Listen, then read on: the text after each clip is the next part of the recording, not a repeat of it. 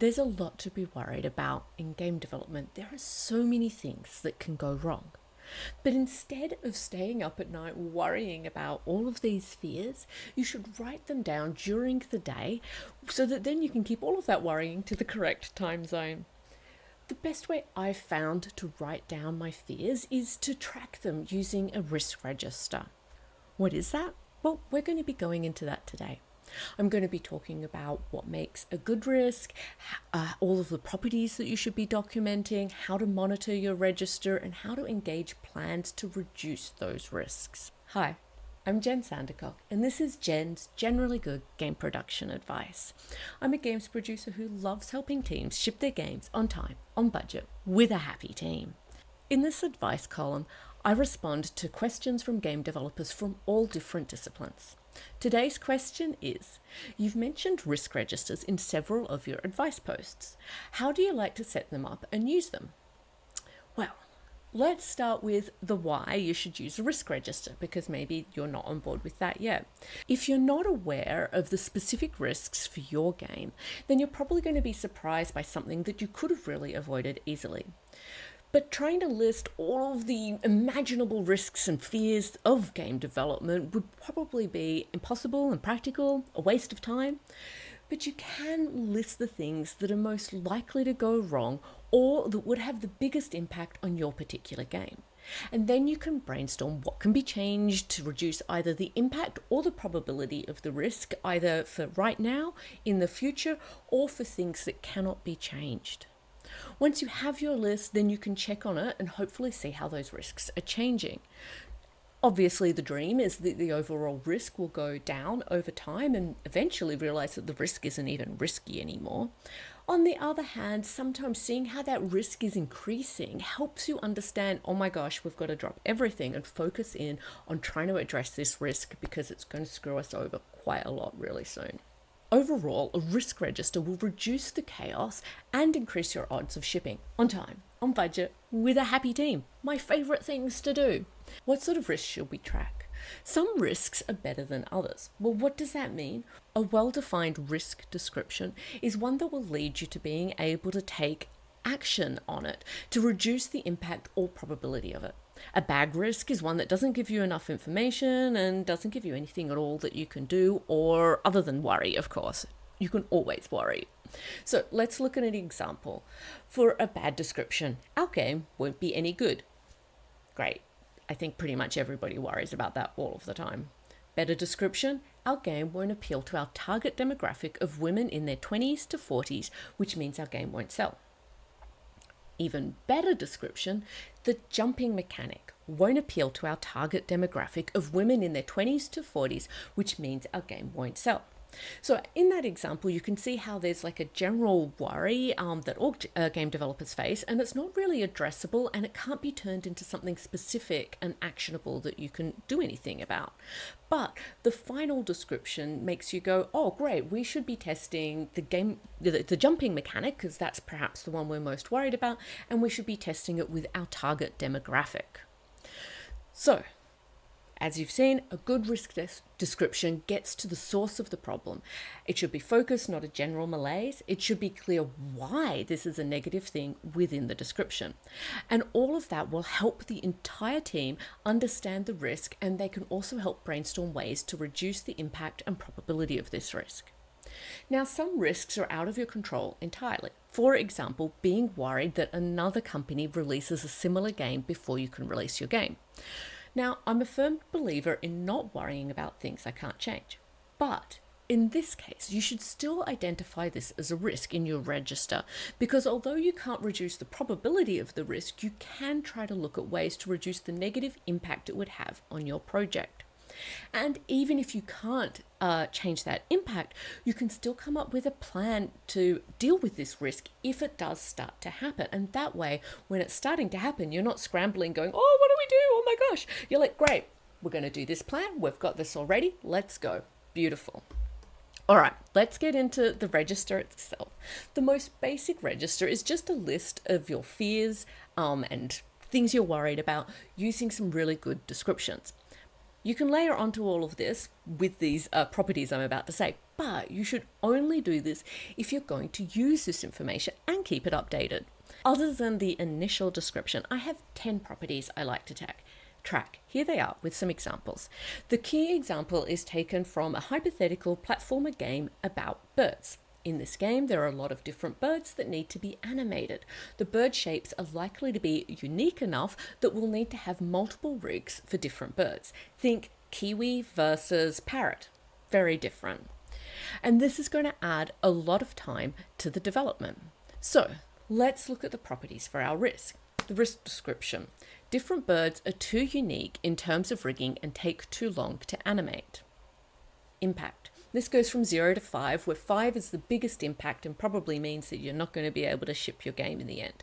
So in this case, I'm going with a 3 because the game is all about birds. So reducing the number of birds or types of birds will probably make the game less realistic, less interesting, less characters, and perhaps might also even affect the gameplay mechanics.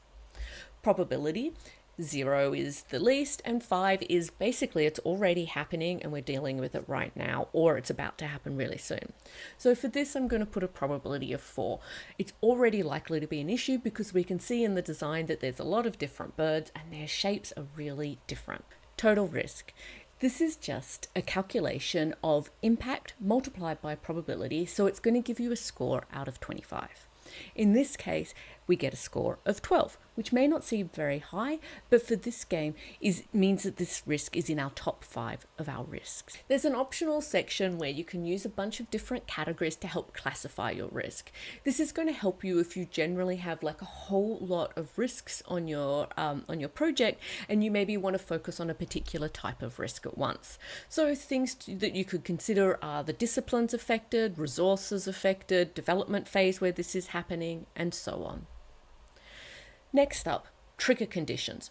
What could happen that would mean that this risk is actually happening or the risk is increasing? In this case, I've come up with 3 different trigger conditions, such as rigging a new bird shape takes over 3 weeks' time. Mitigation plans. What can we do to reduce the impact or probability of this risk happening?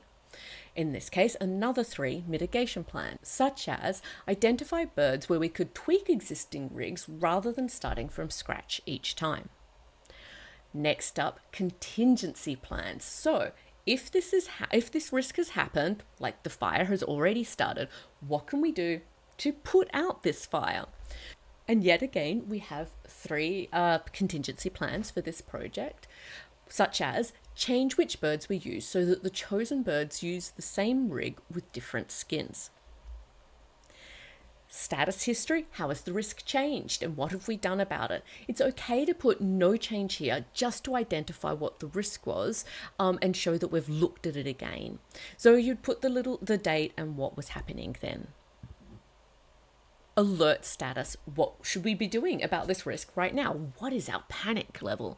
I like to use actively fixing, watch closely, standard monitoring, ignore for now, and closed. For this example, I'd put actively fixing, since we're doing action items right now that should reduce and eliminate that risk entirely. You can see more examples in a risk register that I've put together for this hypothetical bird game on my website. The link is in the description here. All right. What's next? Creating your risk register can take a bunch of time initially. Remember to get your whole team involved so that everybody's risks are captured. Then give yourself on the pat on the back for doing a job well done. But do not forget about this document. There's not much point doing all of this work if you don't check it regularly to see what's changing and maintain it. A producer should always have the risks in the back of their minds. They should explicitly be checking the risk register at least once a month for most of the risks. For actively fixing risks, you should aim to check more frequently. You can also make other team members the owner of a risk and set the expectation that they're going to be checking their risks regularly. That helps spread the burden when production is getting overloaded, and it also increases the engagement from the rest of the team. So, what does a check-in entail? Well, you look at whether the impact and probability have changed first and foremost. And then you take a look at the trigger conditions to see if any of them are happening right now or are likely to happen in the near future. Then, consider whether you need to update your triggers, mitigations, contingency plans based on the tasks the teams have completed or because things have been coming up, or you can come up with new ideas. Be honest about what's happening and what's going on and how things are changing. Do throw out risks that aren't useful anymore for any reason. Don't be afraid to update risks and make small tweaks. Make us a note that things have been changed so that everybody knows what's been looked at and the current history. Remember also to add in any new risks that are coming up since your last check-in that haven't been documented. Do consider whether you need to have all of these details in the risk register. More details can look good and like you're doing a lot of work, but it can also be hard to update and also can make it hard to pick and choose what's working for your team and can make you get overwhelmed. There's no point having a risk register that's static and doesn't change. A good risk register should help your team stay on top of the big picture issues, help them focus on what's going on, and will help inform team tasks and priorities. Okay, so you want to take action by engaging a mitigation plan or a contingency plan. Since you've been monitoring your risk trigger conditions, you'll know when a risk is happening right now. That's when you start the contingency plans. Until then, figure out if you should be actively fixing the risk with your mitigation plans. When looking at whether to engage mitigation plans, look at which risks are most important right now in this development phase. Choose at most 5 risks to actively fix at any one time. If you try and choose more, people are going to get overwhelmed and nothing's going to end up getting addressed. If you don't need to actively fix a risk, you'll be able to ignore the risk right now and get on with more pressing issues, such as sleeping at night. Super important. All right, so that's all I want to talk to you about with risk registers. I'm just going to give you a bit of a summary. Firstly, talk about risks regularly in team meetings and one-on-ones. Don't have too many risks, since that's going to mean you're going to get overloaded and do nothing. Make risks actionable. If you can't control the risk, then you can still consider how to reduce the impact or create contingency plans. Encourage everybody on the team to bring up and raise risks at any point, even if they have absolutely no idea how they're going to fix the risk. And finally, don't bother creating a risk register if you're not going to maintain it or if it's not giving you actionable tasks to help reduce those risks. Instead, I would recommend just having regular calls where you ask people, what's scaring you right now? Sometimes a more loose structure can help you get better results than a rigid risk register like I've detailed today. A risk register can be a powerful tool, but equally it can be a waste of time. So try and predict the risk of creating a risk register before you spend your time creating one. That's all we have time for today. Thank you so much for joining me today. Don't forget to like and subscribe. If you'd like some advice about game development and production, just ask me.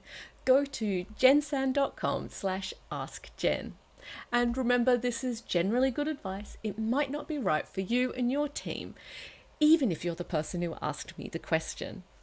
For me to help you better, it needs to be a dialogue between me and you and your entire team. And you can hire me. Just go to jensan.com to find out more.